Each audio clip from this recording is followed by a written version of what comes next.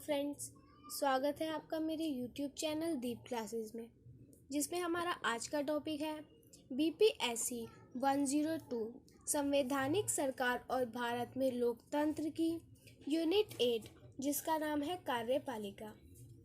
हमारा आज का टॉपिक स्टार्ट करने से पहले अगर आप हमारे चैनल पर नए हैं या आपने अभी तक हमारे चैनल को सब्सक्राइब नहीं किया है तो इसे सब्सक्राइब कर लें, जिससे हमारे आने वाले वीडियो के सभी नोटिफिकेशंस आप तक पहुंच सके। चलिए अब हम अपना टॉपिक स्टार्ट करते हैं। यूनिट 8, जिसका नाम है कार्यपालिका।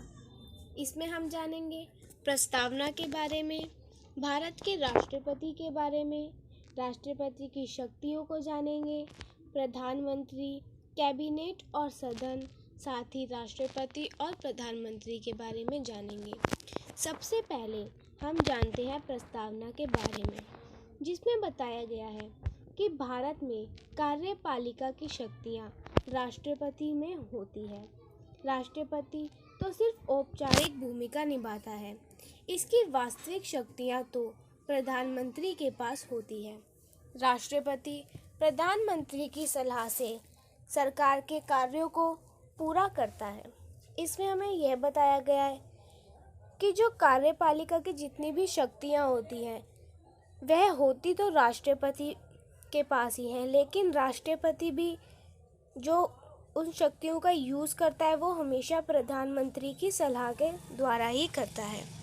इसका दूसरा टॉपिक है भारत का राष्ट्रपति। तो राष्ट्रपति का जो चुनाव है वो अप्रत्यक्ष रूप से कराया जाता है। ये राष्ट्रपति 5 वर्षों के लिए नियुक्त होता है।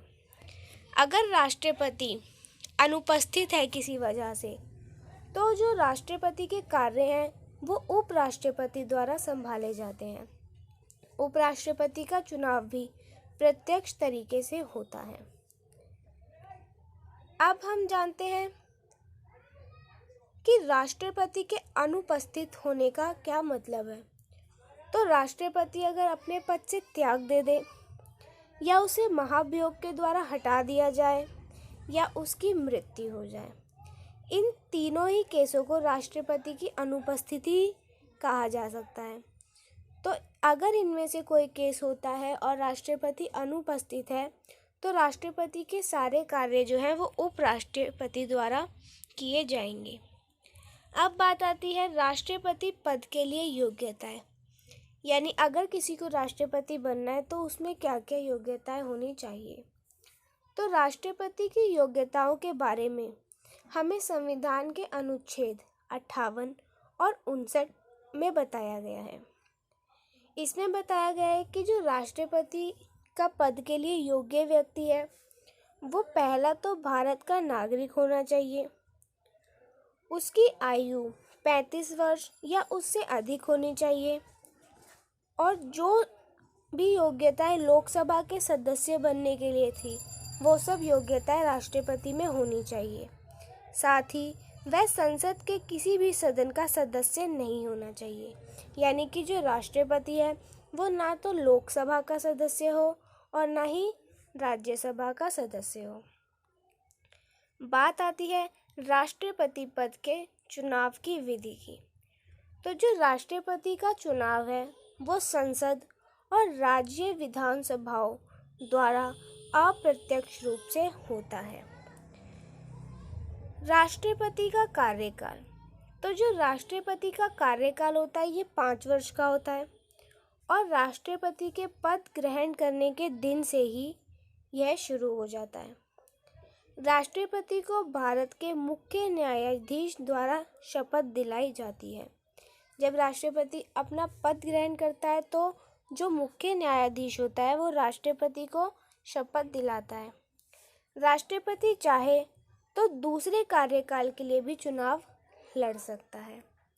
राष्ट्रपति अपने पद पर तब तक रहता है जब तक कोई दूसरा राष्ट्रपति पद पर ना आ जाए, लेकिन अगर राष्ट्रपति चाहे तो उपराष्ट्रपति को त्याग दे सकता है। राष्ट्रपति की अनुपस्थिति में उपराष्ट्रपति राष्ट्रपति के कार्यों को संभालता है। मैंने आपको बताया कि अगर राष्ट्रपति त्याग दे दे या किसी और रीज़न से वो अनुपस्थित है, तो उसकी अनुपस्थिति में जो राष्ट्रपति के जितने भी कार्य होते हैं उन सबको उपराष्ट्रपति संभालेगा। आगे बढ़ते हैं और देखते हैं राष्ट्रपति पद से हटने की प्रक्रिया। यदि राष्ट्रपति संविधान की अवहेलना करता है तो संसद का कोई भी सदन महाभियोग प्रक्रिया द्वारा राष्ट्रपति को उसके पद से हटा सकता है, लेकिन इसके लिए संसद के 2/3 बहुमत होने आवश्यक है। इसमें बताया गया है कि कोई भी संसद का व्यक्ति महाभियोग की प्रक्रिया द्वारा राष्ट्रपति को उसके पद से हटा सकता है, लेकिन तब जब राष्ट्रपति ने संविधान की अवहेलना की हो। अब बात आती है कि महाभियोग प्रक्रिया क्या है। तो महाभियोग प्रक्रिया में सबसे पहले एक प्रारूप तैयार किया जाता है जिस पर संसद के 1/3 सदस्यों का बहुमत होता है। अगर संसद के 1/3 सदस्य उस पर बहुमत दे देते हैं तो उसे ही महाभियोग प्रक्रिया कहते हैं। आगे चलते हैं और जानते हैं राष्ट्रपति की शक्तियों के बारे में। तो अनुच्छेद 53 में बताया गया है कि राष्ट्रपति को कार्यपालिका की शक्तियां प्रदान की गई हैं। साथ ही राष्ट्रपति की शक्तियों को 2 भागों में बांटा गया है, एक साधारण शक्तियां और दूसरी आपातकालीन शक्तियां। साधारण शक्तियों को भी 4 भागों में बांटा गया है, कार्यपालिका, विधायिका, वित्तीय और न्यायिक। आगे बताया गया है कि राष्ट्रपति को प्रशासनिक और सैनिक शक्तियां भी प्राप्त हैं। राष्ट्रपति सैनिक बलों और प्रधानमंत्री की नियुक्ति करता है। साथ ही यह अटॉर्नी जनरल, सर्वोच्च न्यायालय के न्यायाधीश, उच्च न्यायालय के न्यायाधीश, विशेष आयोगों के सदस्यों की भी नियुक्ति करता है। राष्ट्रपति को लोकसभा को भंग करने का भी अधिकार है। नए राज्यों के निर्माण, क्षेत्रों में बदलाव, राज्यों के नाम में परिवर्तन, राज्यों की सीमा में परिवर्तन, इन सभी कार्यों के लिए राष्ट्रपति की अनुमति होना अनिवार्य है। कोई भी विधेयक तभी बन सकता है जब इस पर राष्ट्रपति अपनी सहमति देगा। राष्ट्रपति किसी भी विधेयक को अपने पास रख सकता है या संशोधन के लिए वापस भेज सकता है, लेकिन अगर विधेयक दोनों सदनों से द्वारा पास होकर आए तो राष्ट्रपति को मंजूरी देना आवश्यक है।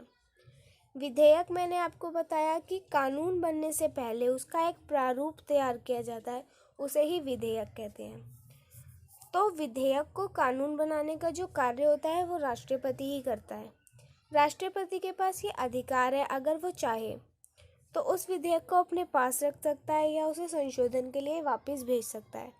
लेकिन अगर वही विधेयक दोबारा से राष्ट्रपति के पास आ जाता है दोनों सदनों से पास होकर, तो राष्ट्रपति को उस पर अपने हस्ताक्षर करने अनिवार्य हो जाते हैं। अनुच्छेद 254 में बताया गया है कि राष्ट्रपति समवर्ती सूची में शामिल विषयों पर केंद्र और राज्य के मध्य विवाद को दूर कर सकता है। अब जानते हैं राष्ट्रपति की आपातकालीन शक्तियों के बारे में।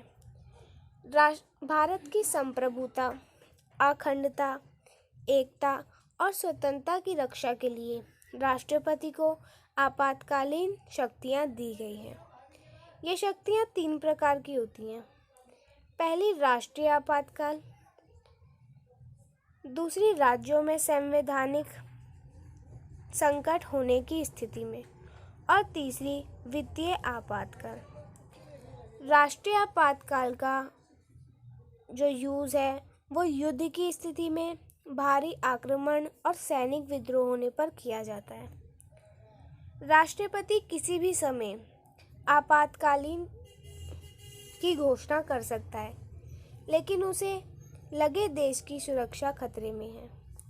यानी कि जब राष्ट्रपति को लगे कि देश की जो सुरक्षा है वो खतरे में है, तो वो किसी भी समय आपातकाल की घोषणा कर सकता है। लेकिन इसके लिए उसे संसद के दोनों सदनों के तिहाई भाग बहुमत की आवश्यकता है।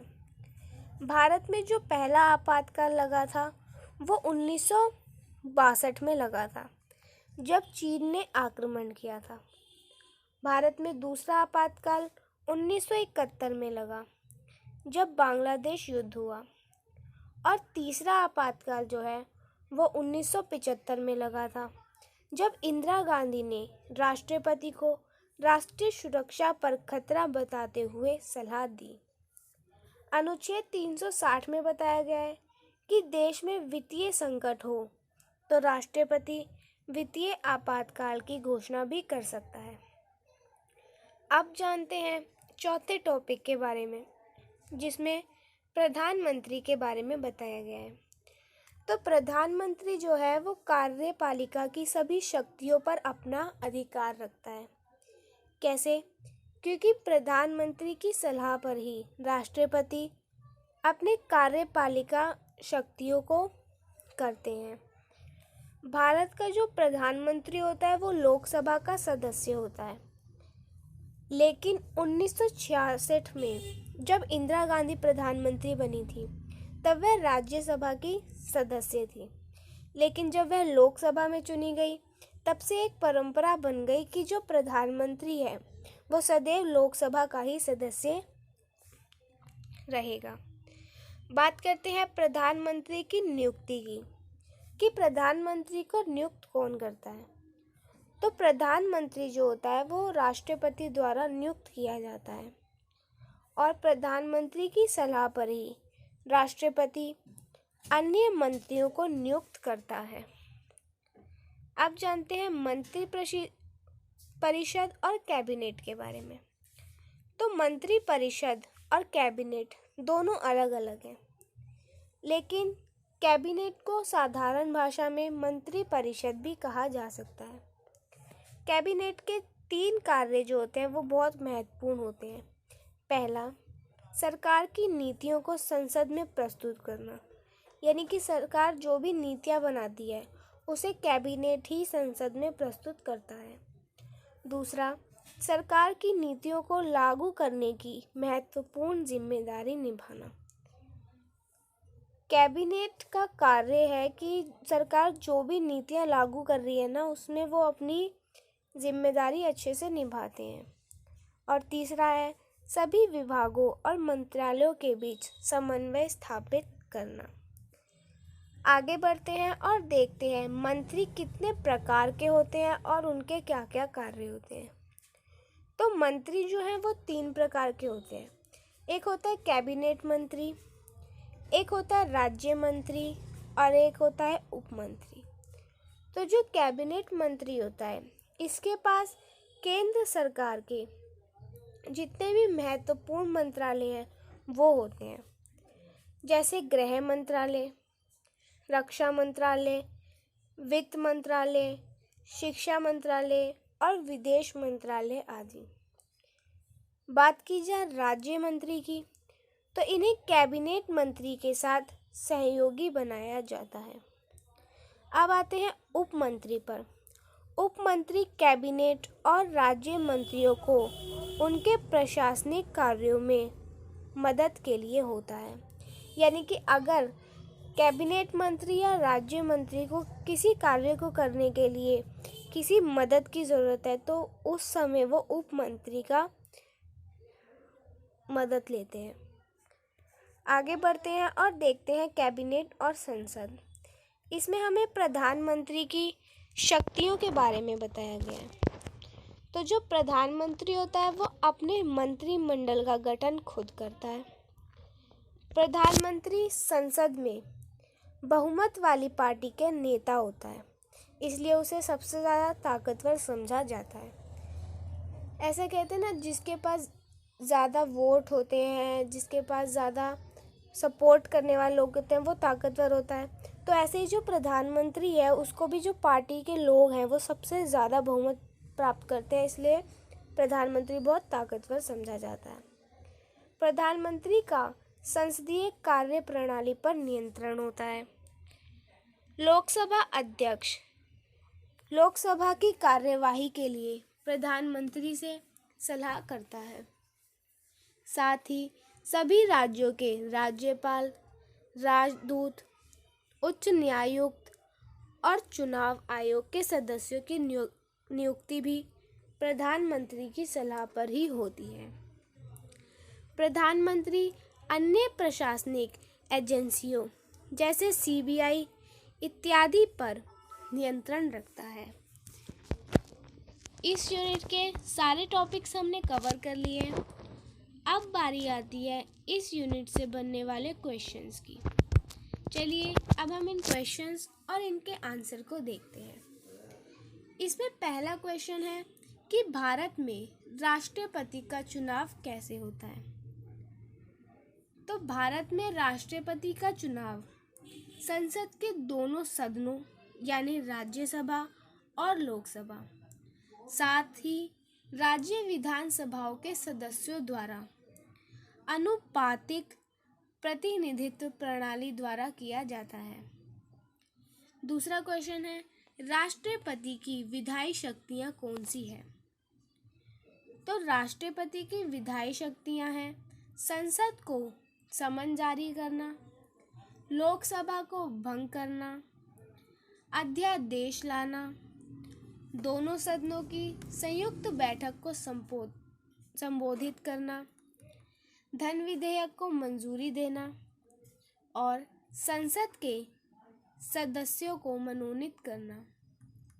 इसमें हमारा नेक्स्ट क्वेश्चन है, कैबिनेट के 3 प्रमुख कार्य कौन से हैं। तो कैबिनेट जो है सरकार की नीतियों को संसद में पारित करने के लिए निर्धारित करना, दूसरा सरकार की नीतियों को लागू करना और सभी विभागों में आंतरिक समन्वय स्थापित करना। इसमें हमारा नेक्स्ट क्वेश्चन है, सामूहिक उत्तरदायित्व क्या है। तो सामूहिक उत्तरदायित्व के सिद्धांत का अर्थ है सारे मंत्री सरकार के सभी कार्यों के प्रति सामूहिक रूप से उत्तरदायी होना। आगे बढ़ते हैं। इसमें हमारा नेक्स्ट क्वेश्चन है, संसदीय प्रणाली में प्रधानमंत्री की शक्तियाँ कौन सी है। तो प्रधानमंत्री की शक्तियाँ निम्नलिखित है। प्रधानमंत्री संसद में बहुमत वाली पार्टी का नेता होता है, इसलिए उन्हें सबसे ज़्यादा ताकतवर समझा जाता है।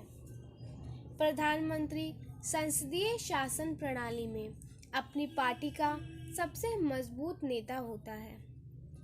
लोकसभा का नेता होने के कारण प्रधानमंत्री के पास संसदीय कार्य प्रणाली के ऊपर नियंत्रण होता है।